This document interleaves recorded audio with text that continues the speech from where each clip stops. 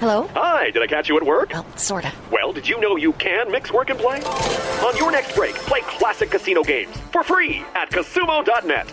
It's Casumo Casino, and you can play roulette in the reception, slots in the sales office, blackjack in the boardroom? During a job interview? Play anywhere, anytime. There's hundreds of free casino games. I'll call you back if I get the job. Play your way. Casumo Casino at Casumo.net. This is not a gambling website. Ages 18 plus to play. Please play responsibly.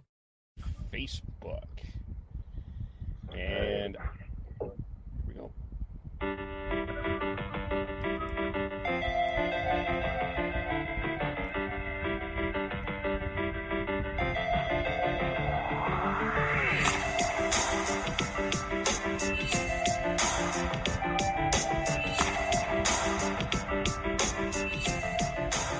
I forgot to get Heidi to do this. But Heidi, maybe we need you to do a luch as we begin this. I can't. It's okay. Okay. I'll do it. Luch. No, I can do it. Okay, go ahead. You can do it as well. I'm not yelling into it. You want me to do it now? Yeah. Well, we're on live now, so we need a luch. Luch. There we go. As Milan Lucic, one of the key contributors to the Flames' 6-2 victory over the Winnipeg Jets as they have taken a 2-1 series lead. Facebook Live, the hockey podcast. That's Heidi. Sean is to her right. We've got Matt here. We've got Devin here. Hello, all. How are we all doing? Good. Great. Let's just quickly start with Lucic. I want to start here. I understand this Lucic James Neal trade. Look, I understand that Milan Lucic is not the fastest guy in the world, and he has taken a few terrible penalties, like he did today. He took a terrible penalty that led to the second Jets power play goal. But overall, he has been a factor in this series. Pardon my old pun. Do we agree or disagree? Frankly, I think he's been him and Andrew Mangiapane have been the two most consistently good players for the Flames during this playoff series. Yeah, I'd have to agree. I think Lucic has been a major factor. And I feel like Jeff Ward has been a big contributor on making him feel comfortable and make him feel relevant again. So I think it's a combination of the two. Yeah, I think Lucic just provides that personality in the locker room. The guys all seem to like him. He provides a sense of leadership and veteran leadership. And just because he the odd time flubs a shot and trips over himself or whatever, takes a dumb penalty, he still provides, and you can tell that he plays with such heart. He's the Doug the Thug Glatt of the Flames. That's fair. And if you want to, this is where I think the Flames did win the trade with James Neal. If you're going to argue about the goals, okay, Neal had more goals than Lucic, but he scored his first goal since the new year, James Neal did, on Saturday. But Milan Lucic had 8 goals for the Flames this season. James Neal had 7. So he replaced James Neal production with at least putting in a little bit, more of an effort than James Neal did. And I think more respected in the dressing room. Am I offside saying that? In the Flames dressing room. I don't think so. I think you're bang on with that. It seems like he was very disinterested for the majority of the season. And, that how could you not have that rub off in the dressing room? So, like Heidi said, he's well liked, and Lucic is well liked in the dressing room. I was talking about James Neal before, it's definitely positive having Lucic over Neal. Yeah, you need players that actually care on the team. And like James Neal, because he wasn't gifted the first line spot due to Lindholm being clearly better, that he just pouted the entire season. And it was addition by subtraction, and the fact that Lucic has contributed anything in a positive direction is just a bonus, frankly. And yet for him to be one of the better contributors during this postseason is great. And like, if he can keep that up, especially like if the Flames move past the Jets and are facing a team that's smaller physically than the Jets, Lucic's impact will get bigger on each game from there on in. Right. Yeah, and I kind of echo what everybody else said. Neil was it's just a bummer, just in general. He was a bummer to the fans. He was a bummer to the other guys on the team. And I don't miss him at all. I was excited for him to be in Calgary, but as soon as he started being kind of a whiny bitch, then... The best part of James Neal was getting the $40 jerseys. Yeah. Actually, I know a bunch of people who are getting I think they're down to $35 now. Yeah. People are buying them and getting them recrested. Yeah. Oh, that's nice. So we'll start with Heidi, because we have we'll go with Sean, and then after kind of thoughts on your game, thoughts on what you've seen from the series so far. What has impressed you? What is concerning you? I feel like I have seen a couple of analogies. I'm the one who said that the Jets look like they are made of glass. I have heard that they look like they're made of peanut brittle. I heard somebody make a joke about how the Jets were made out of paper. A little bit of a paper airplane joke there.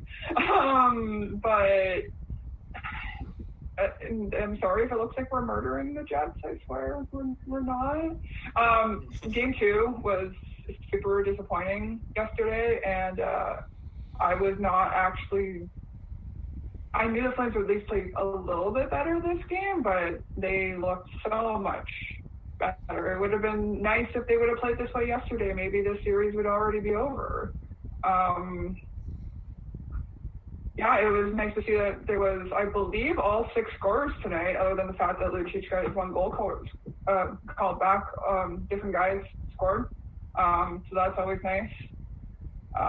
The only kind of line I didn't really see do much of anything was that 4th line, but yeah, I'm okay with what's going on right now. If the Flames can carry this momentum into Game 4, then we should have it. That's the key. Sean? Andrew Mangiapane is an absolute force out there. That's the biggest takeaway I've got for these 3 games. He's been he's been all over the ice. Every time something happens, it seems to be Mangiapane is the one who is creating the issue, and I think it's fantastic to see for him and for the Flames in that aspect. Matt? Could you repeat? My internet feed stalled. Kind of where are you at? How did you feel about today, etc.? Today I thought Jankowski was actually rather impressive. He threw a few hits and actually looked like he cared. It might have been his best game of the season. But, that's not really saying much because he's been bad for most of the year. But I think Mangiapane had a good game. I think Dubé played a lot better today after his rather poor performance yesterday. Yes. Devin and I argued he should have been scratched yesterday. Devin, are you glad he was in the lineup today? I saw better things today. I wasn't happy that he was in the start, well, not the starting lineup, but in the roster or on the team as of right now. But I feel like there are better contributors that are on the bench right now who have not seen the ice yet. And Alan Quine and Austin Zarnik, I feel like both those players could probably play better and be a more impact player than Dubé was and has been. Yes, he played better today, but I'm still not impressed, and he needs to show more. Moving off of Dubé, I feel like Johnny Gaudreau, I feel like it's just the same shit over and over again, and it doesn't seem like he cares. First of all, I'm tired of talking about it, but I'm most of all tired of seeing the fact that he can't. The lack of give a shit is ridiculous. He just seems disinterested. There's no passion. He looks tired, and I just don't. It's so frustrating because you've seen the good things that he can do, but he's not doing them anymore, or he's just choosing not to, or the Jets have figured him out, and so has the other league, or the entire league. But it doesn't. I don't know. That's my rant on Johnny Gaudreau. See, I thought he was really good today. I thought he was flying today. I thought this was one of the better Johnny Gaudreau performances we saw this year, and definitely one of his best playoff performances. Definitely better than most of the year, and definitely the last two playoff games. I don't know if it's quite as far as Kevin said, but I don't think he was that bad. That was a little. Line can get a little lost in the shuffle 5-on-5 too often. It's a good thing that they have the Mangiapane and the Tkachuk driving the play, and that line playing so hard and dominating the Jets. Because if they didn't, this series would be completely different, even with the Jets being decimated. Well, plus Gaudreau's line, you need to have the other team's best defenders out against that line, just due to the fact that they can create anything. Like, look at Lindholm's goal yesterday, where one little turnover and it's back into the net. And the other teams have to respect that. And even if Gaudreau's line isn't producing optimally, and they did get a couple goals today, but if they're not doing their job in terms of generating offense, at least it's eating the top pair generally, so that way it gives more space for Tkachuk and that line to abuse the second pairing defense. And, it's one of those things that ideally, Gaudreau is always going to be a perimeter player, and it's sort of like counting on Christian Huzelius to lead your team. There's a blast from the past. You're not going to see a lot of, physical effort in terms of board play from Gaudreau. And, if the Flames can get him to get some chances off the rush, then he'll score some goals. But if it's just like the normal cycling 5-on-5, that line's going to struggle. There was the play in the first period when he was behind the net and he was handling that puck for 45 seconds. And Jets defense just wouldn't it was literally like what did Chris Cuthbert say? Count the sheep, or count 1,000, 2,000 there. So to me he was I don't know. I guess for what we expected Johnny Gaudreau, Devin, to me, compared to where he's been, this is, I was impressed. Can we get more? Probably, but this is a start. And same with Sean Monahan. I thought this was probably Sean Monahan's best playoff game, but that's not saying much. Either way, baby steps in the right direction. Yeah. He actually got some life out there, but still not enough. So, going into let's maybe we'll move here to let's talk about the defense. Matt, we had a debate in our chat because I have this take, and I will stand by this take. I do think that the Jets defense, in comparison to the Flames defense, that everyone thought was a bit of a mismatch, isn't as big as a mismatch as people think. That being said, we had an argument about who was better, Rasmus Andersson or Neil Pionk. Devin is on the side of Rasmus Andersson, and Sean is on the side of Neil Pionk. What say you? I gotta go with Raz. Pionk is a really good young defenseman. I like him a lot for the Jets, and I think he will be a future first pairing defenseman. It's just he's not quite as polished defensively, and I don't think he has quite as physical of a game that Anderson does. I'll let Devin and Sean respond. I'll let Sean go first, yeah. The thing with Pionk is he's a 45-point defenseman this year, and that's one more point than Rasmus Andersson has in his whole career. Like and nothing against Rasmus Andersson. I think, like we were saying, what brought this on was I said that Giordano is the best defenseman in this series. I don't think anyone would disagree with that one. But I said that Josh Morrissey and Neil Pionk are the second and third best. And I think you just look at the way Neil Pionk, when he's on, can play the game and can produce offensively and control the game. I think it's just I don't see that from Anderson. They're different players for sure, but I have a hard time putting someone who hasn't put anything more than 20 points up in a season ahead of a player who's been able to put up a 45-point season and has been that good offensively. So like I said, I have no issues with Rasmus Andersson as a player. I just think that if you look at the stats and you look at what Pionk brings, I don't think you can. I wouldn't have him ahead of. I wouldn't have Rasmus Andersson ahead of Pionk. That's all. Yeah, and I totally understand where you're coming from, Sean, but it's okay to be wrong every once in a while, you know. The difference. I feel like the difference is that he was the first.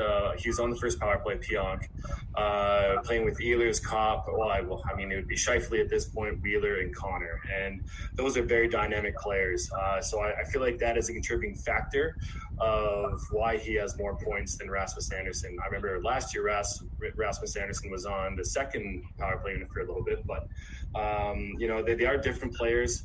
I would rather have grit, and I feel like their speed is very similar. But yeah, I don't know. I just, as of right now, I would pick Rasmus Andersson over Pionk any day of the week. Well, to me, if you had a hypothetical trade of Raz for Pionk, I don't think either team adds anything. So, it's close enough, I think, where, you have a slightly more physical defensive defenseman who has offensive abilities and a slightly more offensive defenseman. It just depends on what your team need is, frankly. And, the Jets definitely need some offense from their blue line after losing basically everybody. So, and it kind of creates a little hole there when, 6 of your 7 defensemen go away.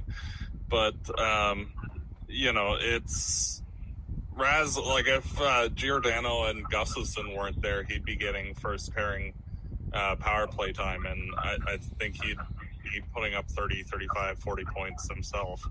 Because he does have a really good shot himself. It's just when you have, a Norris Trophy winner, you kind of throw him out there. Or a guy who scored 60 the year before, you throw him out there instead. Yeah, it's fair. It's probably his partial development. I see both sides of that argument, for sure. Where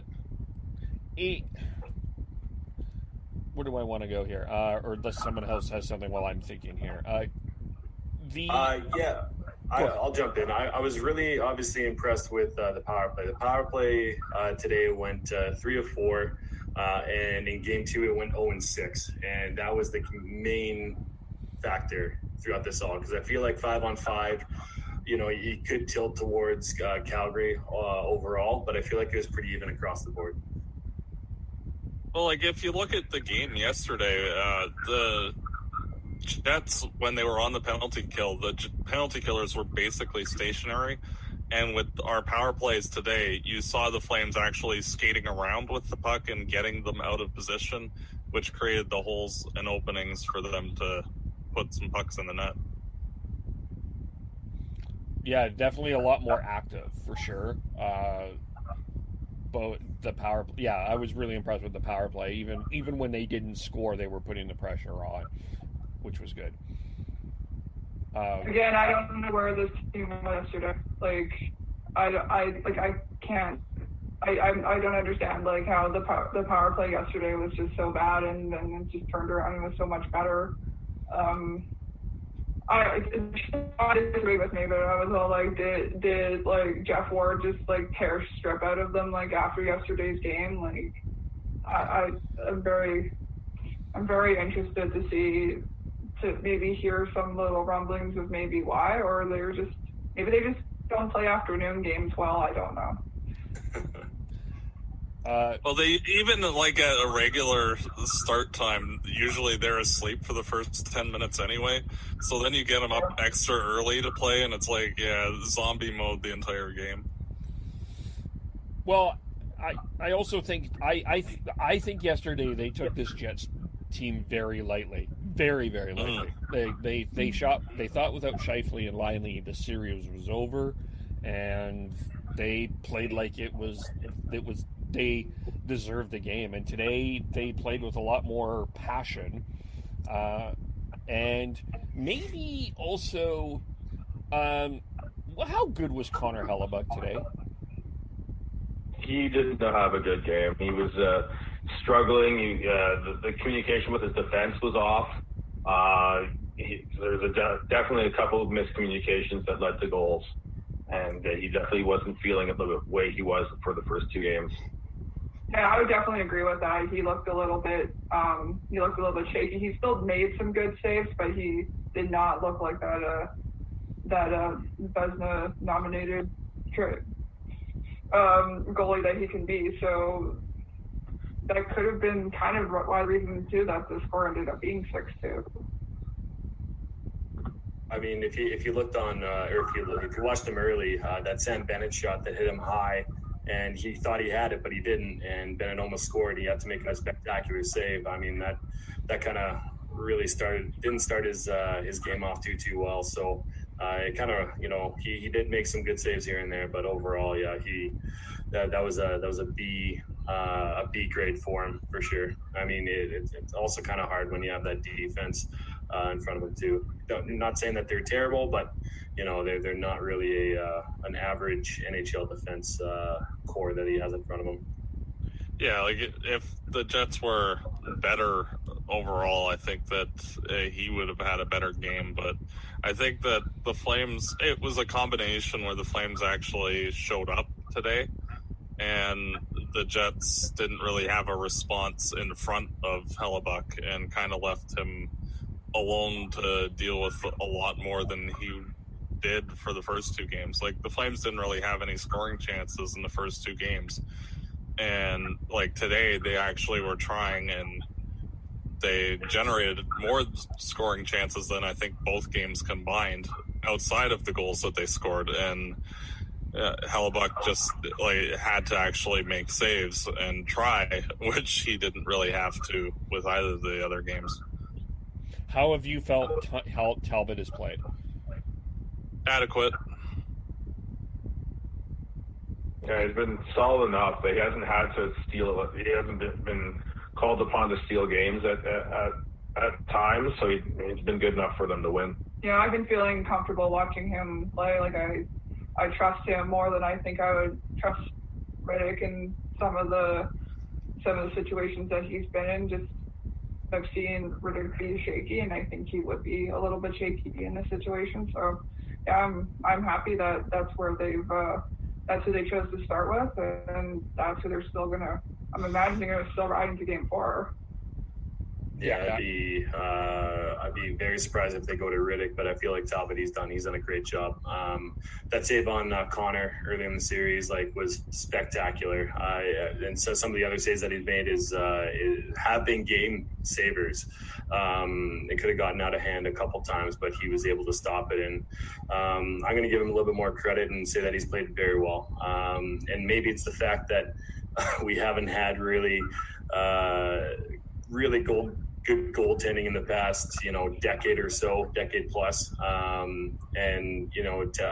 Smith last year did a great job, but it's actually very therapeutic to have him back there and not actually be worried or talk about the goaltending, because it's been such a touchy subject for the past decade. I still have nightmares of Brian Elliott. Oh yeah, that too. But I'm still the one Jet that I'm super concerned about. That I know he doesn't have a goal yet, but I'm just getting this feeling that Kyle Connor is going to break out. Kyle Connor is going to have one of those games, and he's going to take over this series. He's had his chances. Today wasn't his best game, but he hasn't been terrible. He's had his opportunities, and I'm just afraid he's going to break out. He definitely has that offensive power to do that. He's shown confidence here and there, but he doesn't seem like he's quite in the groove just yet. And that could be just a little bit of rust, but you're definitely right, Kev. He could just, all of a sudden in game 4 just explode and just take over the series for the Jets. And, you kind of hope from a Flames perspective that he stays quiet, but he does have that potential. If he starts going, that's trouble, because I believe he's on a different line than Nick Ehlers even now, and Ehlers has been a force for the Jets. He seems to be all over the puck when it's in the offensive zone. So if they can get Connor going, then that could be trouble. Yeah, I was wondering why that was kind of a name that didn't seem to be mentioned much, and I wasn't seeing him do too much of anything. So I was like, Connor was a good player, and I didn't notice much of anything of him, especially today. Yeah, he was quiet today. Matt, your thoughts? Oh, I think that Connor, he definitely has the potential to be more, but he was bad today. There was about 8 Jet forwards that looked more noticeable than him in the game, and honestly, I didn't even know that he played. That's how you wouldn't think that he was one of the injured reserve guys. Yeah. It's just that's just my worry though. Is that's that guy I'm worried about. Is there something? Has there been kind of an underrated thing that you've seen in this series or in this game so far that hasn't been talked about enough?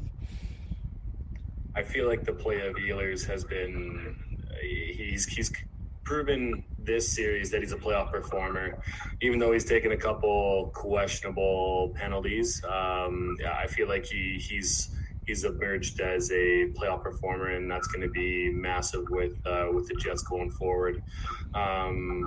He's definitely impressed me. On the Jets, the guy who's really impressed me is Adam Lowry. He's big. He's an absolute force for the Flames defense to handle, and I've been really impressed with how he's played and how he's been able to get in the face of basically everyone. I was actually going to say Lowry too. The big, as Sean said, he's always up there in the play. He's a big dude. Always seeing him now, he can scrums and stand up for his team. So he's been somebody I've taken a little bit more notice of. Kopp for me has been the guy who's really stood out because I've always viewed him as more of a third, fourth line filler type guy, and for him to step up onto the first line and actually score a few timely goals for the Jets has been huge for them thus far. And I'm shocked that he's played as well as he has, because you kind of after seeing him for a few years, you kind of like pigeonhole him in like the Lance Boma-ish, like just decent guy who might chip in every once in a while, but he's shown that he can elevate his game when needed. Yeah, can we just marvel of how great that goal was today on the power play? That backhand top Ched, that was unbelievable. Oh my God! And Talbot, yes, he should have had that, but that was a hell of a fucking play by him. Yeah. There's probably one like legit spot that he could have put that to make it so that Talbot make it as hard for Talbot to save as possible, and he put it there. And it was just how quickly he got that puck up on the backhand was just mind blowing. Yeah, Talbot had no chance on that. Makes you really sorry, Jeff. Just makes you really think that him on the third line with Lowry isn't really giving him justice. Well, they had him on the first line for a while, and then he's been rolling throughout the lines. I think they had him on the first line a little bit with Connor and Wheeler as well. So he's been rolling through. I mean, just in like the regular season, because that's where he's been. Well, I think what's interesting is you're seeing the depth that the Jets have. Even Jansen Harkins coming in, couldn't make the team, was like AHL All-Star, like MVP type player, comes in and can be an effective player for them. It's from an outsider's perspective, it's unfortunate that we aren't getting Mark Scheifele and Patrick Laine in this series as well, because having them going in head-to-head with the Flames top players and the Jets depth would have been quite fun and interesting to watch. But once you lose two of your top six forwards, it's really tough to stay in the game. I think Paul Maurice is just like, okay, if you're a forward, you just get out there. Get out there. I don't even care what line you are. Just don't get hurt, okay? Somehow, just don't get hurt. Matthew Perreault, Tucker Pullman. Tucker Pullman came back and he had a growth coming out of his face. Like, good Lord, he looked terrible. Yeah, like he must be in so much pain, or he was on so many drugs, because that looked so painful. And I can't imagine even trying to like move and like walk with something like that on your face. Never mind skate and play hockey. Yeah. Yes, let's go throw a big body check now. Yes. They showed him after, and he was like howling it off because it had started to bleed again. There was a nice pool of blood just right at the bottom of his, or the top of his jersey, bottom of his neck. But speaking of bad injuries, I wonder if we'll see Forbert back, because he took a puck to the face. I would not be surprised if he had a broken nose.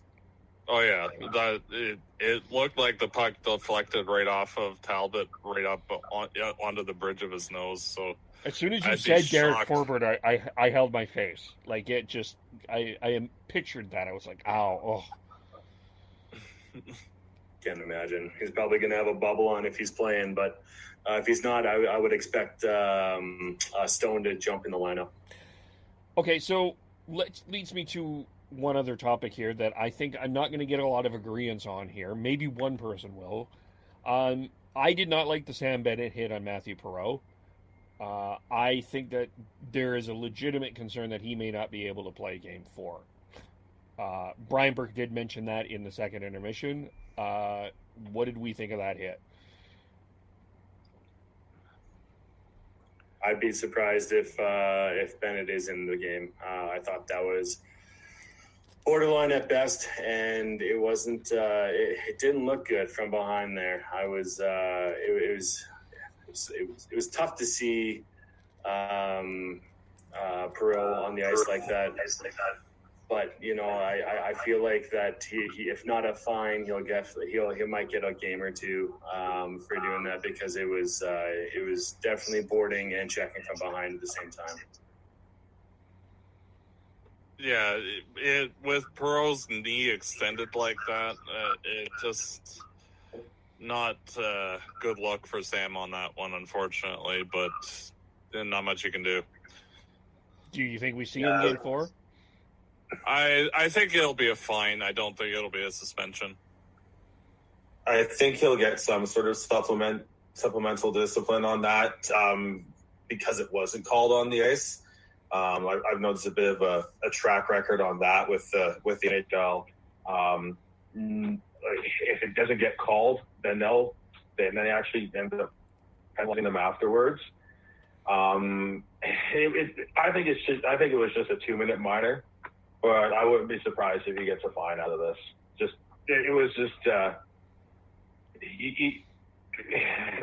Perreault was not in a good spot for a while there, and I think Bennett had enough time to make a better play on that, but it's playoff hockey, and he's going to finish his check. So I could see it, but I won't be surprised if there isn't anything. And I was saying in our chat earlier, like I really feel like I don't understand what's a good hit and what's not anymore, because I see things that don't look that bad, and everyone's like, it's boarding, it's a fine, and then I'm like, oh, that looks terrible. They're like, no, it's clean. I'm like, I don't know. I need to make an opinion about this, because I feel like I'm just going to be wrong anyway. Well, it's like the playoff hockey and what exactly a penalty is, right? Well, it's just the inconsistent reffing. You know, I was on with the boys for Canucks breakfast, and I was like, you know what, yeah, you got to play outside the refs. So, you know, if they call something, they call something. But you know, I don't know. The past couple games that I've seen of the Leafs and Flames, it's been Bush League at best. Sorry, T Noble, but I don't agree with his assessment of it. He said in our group chat that it's hard to assess where the playoff quote unquote reffing is going to come in, and I don't know. I disagree with that. You gotta set a precedent across the league, and it's hard. It is hard to do that with as many games going on at once and having such a microscope on it. But it's fucking bullshit. God damn it, I'm pissed. Tell us how you really feel. Oh. It is tough. The reffing has been like. The tough part is like if you're a fan, you're like these stupid refs. But like even like the Oilers game last night, there was the penalty on Riley Sheehan, I think it was. It's like there was inconsistent. It's inconsistent, and that's the frustrating part. I think for everybody. It's not like a trip in the first period is not a trip in the third period. A hook in the first period is not the same hook in the third period. Like that's part of it. I'm curious what Matt thinks. Yeah, like if you look back to like the Ferland series against Vancouver, like the hit that Bennett threw wouldn't have been out of line in that series, but like especially in this year's quasi playoffs, like it's so hard to like some of the penalties, like the trip on Monahan, where he was trying to shoot the puck back and he kind of got tripped up a bit, but not really. Like that's not really a penalty, and yet that was called. Or Morrissey, like one hand slapping Mangiapane and getting slashing. It's like, if that's a penalty, then you're going to be calling like 4,000 penalties a game. And, like there's just no consistency with that. And like, it's like, if you're going to call that's fine, but then you have to call everything, and we're going to play 3-on-3 hockey for the rest of the game. And yeah, it's just there's no consistency at all to it. And like I said, it's hard when you have so many games going on and it's under a microscope. And I really don't know how many refs they have cycling through each game, each day, if they're doing 2 days or just one. But it's, I don't know. I feel like they can set a better precedent overall with it. And I think that's what's most frustrating about it is that you have one game that has, 6 to 10 penalties, and then the other one has 0 or less than 5, and they're doing the same plays. So I understand it's hard as a referee. So Tyler Noble, I understand, relax, but they need to be better because they are the best of the best. I think they're doing one game a day, but and then they get evaluated as well. So there'll probably be a few eliminated when the next round comes. If you're interested, nope, I don't have that. I didn't get that there. Got the wrong one. I'll find that. So quickly, I guess the final topic is who wins Game 4. If the Flames show up, they win, just because now with Perreault likely out, I think that you're getting into like crickets in terms of the depth on the Jets roster now. I don't see a realistic chance for Winnipeg to win that game if Calgary shows up. The problem is which iteration of this team is actually going to play.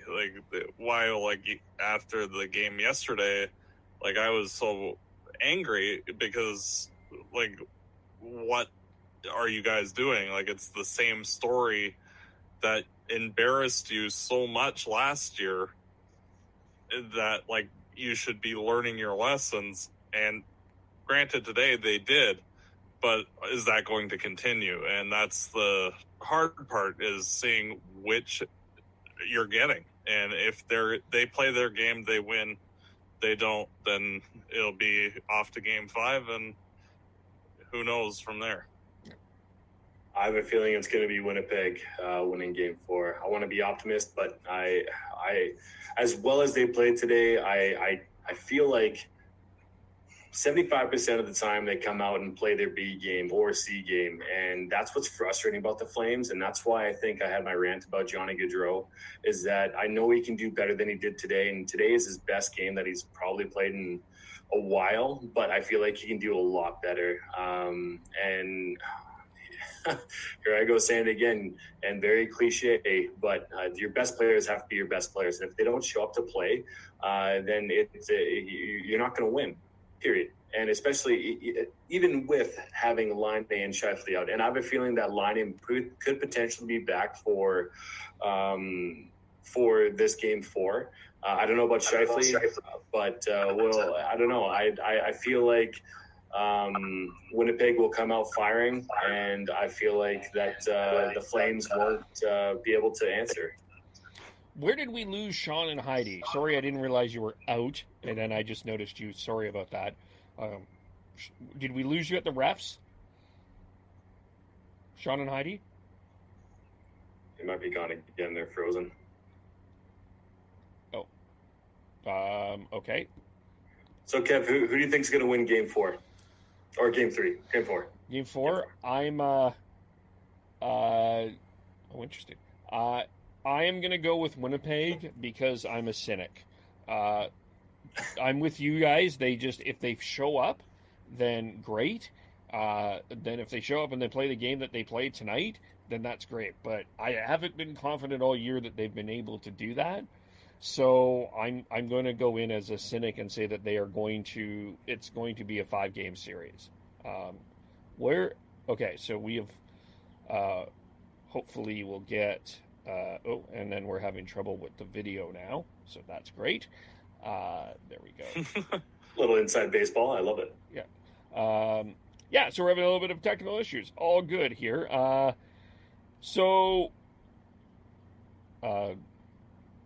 Is there anything else on this game that we need to talk about? Not really. I don't think it's one of those that there's just not enough information on which Flames will actually show up. And, they can be world beaters like today where they pump 6 goals in and make it look easy. Or, what happened yesterday. I mean, nothing more on this game. I want to say going forward, I would love to see Austin Czarnik in the lineup. And I feel like he'd bring so much more depth to the bottom 6, and the second power play, I feel like he'd have a better shot and a better prowess than Dylan Dubé on that second power play line. And other than Elias Lindholm, I feel like that top line needs to be better. And Sean Monahan had a great game today. But I guess it's just me going back to Johnny Gaudreau and the whipping boy. So going forward, he needs to be better. And I'd love to see Austin Czarnik. I'd like to see Czarnik too, but Jeff Ward doesn't love Austin Czarnik. I don't know why. I will continue to be baffled me. Sean, Heidi, who wins game 4? I see the Flames winning it. I don't see how the Jets can come back from this. I don't think Shackley's going to be back, possibly Laine, but I don't think they've got the top end talent if the Tkachuk line specifically is going. So, Heidi? I will say I'm going to say the Flames as well. As long as they can take that momentum they had in this game and can take it forward, then I can see the Flames doing it. So 3 for the Flames, 2 for the Jets. So we will see there. So we're going to review now the Leafs Blue Jackets game 2. I don't know if everyone here wants to stick around other than Devin and I. I did want to start with the Jake Muzzin injury, if you at least want to stick around and talk about what happened there. Yeah. That, to me, like with the empty fans and as much of the jokes and all of that, that was about as eerie that was the most eerie of moments that I have ever seen in a hockey game. It's definitely, as I'm going through my head of watching hockey, definitely in the top 5. It just was so awkward to watch because it didn't look bad at first, and then it just, the longer it went, it just felt worse. Maybe we'll start with Devin on that. It was very unfortunate that Muzzin got injured. It seemed pretty innocent. And at the beginning, but when you realize what happened, that he tripped against the boards, fell down awkwardly on a Columbus Blue Jackets leg with his neck kinked. It's a scary moment. I was there once when I was playing. I had very obviously I don't know what's happening with Muzzin, but I had neck pain and back pain, and they brought out a stretcher for me, and it turned out that everything was fine on my part, thank God, and it was precautionary that I went to the hospital and ambulance. But hopefully it's very similar to him. But it sounds like that he did have a history with back issues when he was a teenager, and so that is very scary. And if he doesn't come back to the Leafs lineup, that's a massive loss for the Leafs. And going forward, you really just hope, first of all, outside of hockey, the best for Jake Muzzin. But yeah, it was a scary moment, and definitely, top 3 moments for me watching hockey live, where it was very scary and very eerie. Yeah, it reminded me a lot of when Jay Bouwmeester or Yuri Fisher or Rich Peverley had heart attacks on the bench, and everybody's just like, well, what's going on? What's happening?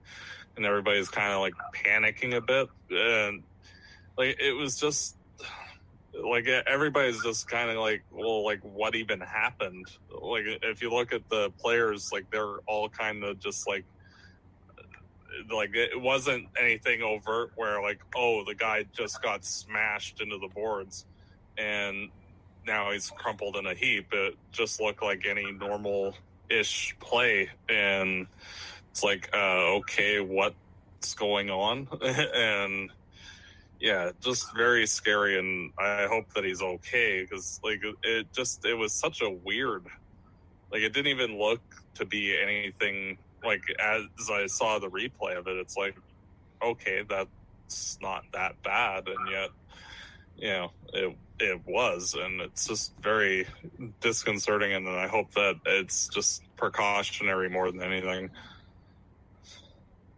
Normally you would have some sort of background noise of the crowd murmuring and basically having this kind of conversation, or like, what happened?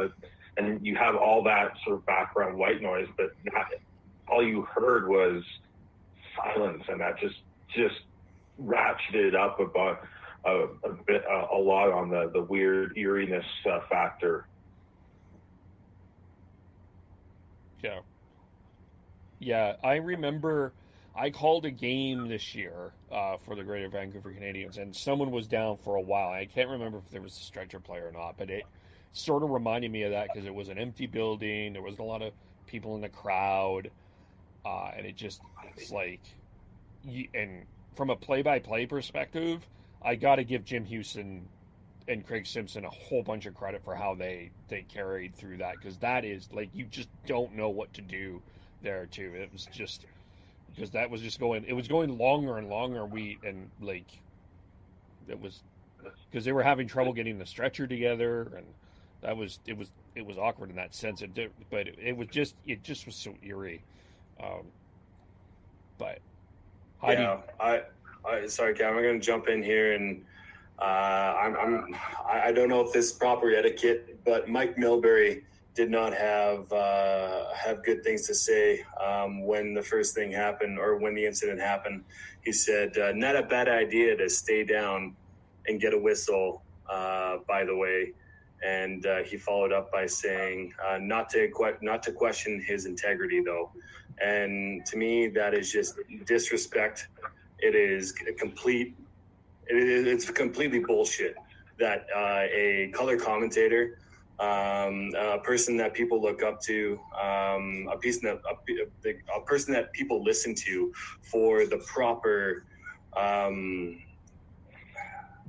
for like just calling the game properly and having respect for the players. I am completely disgusted with his comments, and I feel like he like there should be something that happens with him going forward. Mike Milbury, I don't know. I'm pissed off with it. It's disgusting, and it should not be a part of broadcast or any part of hockey going forward. Can I give you a perspective, though, that's from sitting up there, that I'm not. I understand your anger, but I'm going to give you a little bit of a different perspective, because what if you look at the video, Muzzin's head was up when he said it. It looked like the train. He was like, for those that are not watching, I'm literally trying to sit like Jake Muzzin was. He was sitting up, and it looked like it didn't, at that time when he said it, it didn't look like there was going to be a need for a stretcher. And I don't think he's at the rink. I think he's in the studio. So even if you're looking at the big screen that you're seeing there, I'm not sure he's getting the entire ambiance of exactly what is going on. I totally understand what you're saying, but I don't I think I'm going to give him a little bit of the benefit of the doubt, because I don't think he knew what was about to happen. And it's so tough when you're up there, when you're trying to kind of figure out what is going on. I think from his eyes, it didn't look like there was going to be a need for a stretcher.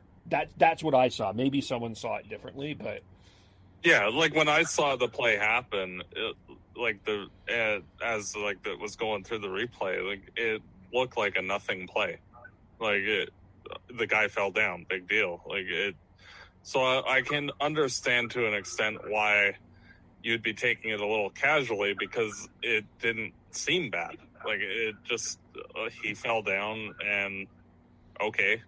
Like it didn't seem like some horrendous action where, like he got slammed into the boards or anything like that. It just looked like a regular play, more or less. And you would kind of just think that it's just a nothing play, not something as drastic as it ended up being. That being said, is it really fair to try and say that about Jake Muzzin's an absolute warrior. Like, he's not going to like sit down and wait for a whistle when he can get up and get off the ice. Like, and there's a lot of players who are like that. I think I'm with Devin. I think that comment was completely offside and completely just horrible. Like, I get what you're coming from, Kev, but I agree with you. Like, I don't like internal monologue. You would be thinking that, but you wouldn't be stupid enough to actually say that on air. And like, I agree with both of you guys that it's a dumb comment, but like, I can understand his thought process of like what he was seeing, because it didn't look like an anything play. It just, you just don't. You should have a filter, not just saying like anything that comes to mind. Yeah, I'm with Matt on this. It's more of like I kind of get where his thought process was. Like, because again, like, I didn't think it looked like the fact that he was sitting up like after, it's like, okay. And I honestly didn't see this thing that Mike Milbury said until after. Like, I was watching it, but then just it didn't click in my head.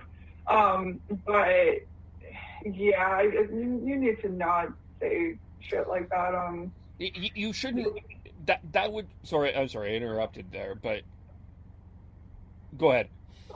No, you go ahead, Kevin. I don't think the comment was not appropriate, but I think his sight line. I'm giving him the benefit of the doubt, aware of what the situation was. I feel like he's really old school, and I don't think he's a good analyst at all. I think he's one of the worst. Like, he's one of the worst on there. Like, he shouldn't really just be involved in hockey at all. As a general manager, he was awful. As an analyst, he's awful. Like, just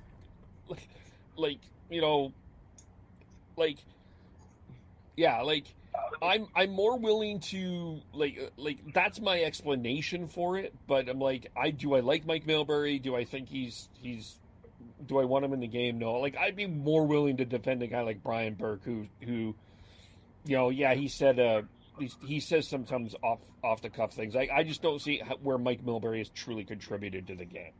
So from that part, yes, and I do see the point too about saying that about a guy like Jake Muzzin. Like, the comment in general was stupid either way, and that shouldn't have come out of his brain.